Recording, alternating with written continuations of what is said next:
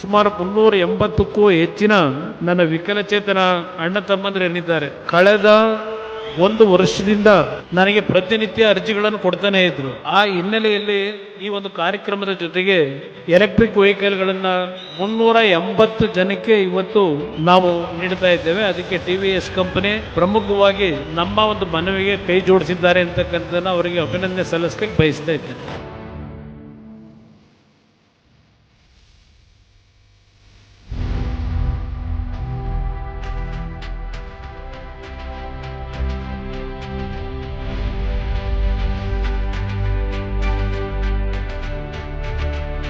ಮಂಡ್ಯ ಜಿಲ್ಲೆಯಲ್ಲಿ ನಿಮ್ಮ ಒಂದು ನಿರೀಕ್ಷೆ ಕೈಗಾರಿಕೆಗಳು ಬೇಕು ಅಂತಕ್ಕಂಥದ್ದು ಏನಿದೆ ಆ ನಿರೀಕ್ಷೆಯನ್ನು ಹುಸಿಗೊಳಿಸೋದಿಲ್ಲ.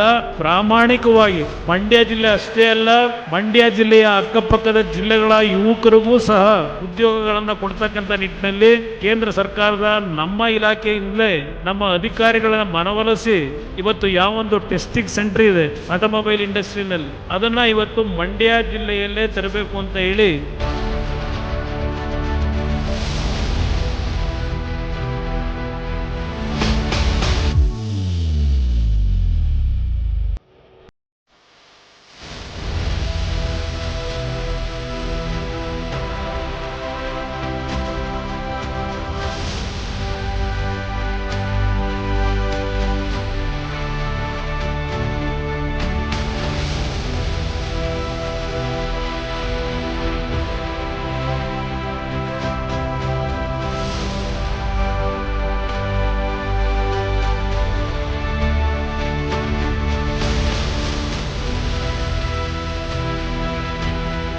ನನ್ನ ಬಗ್ಗೆ ಸ್ವಲ್ಪ ಮನಸ್ಸಿನಲ್ಲಿ ನೋವಿರ್ತಕ್ಕಂಥದ್ದು.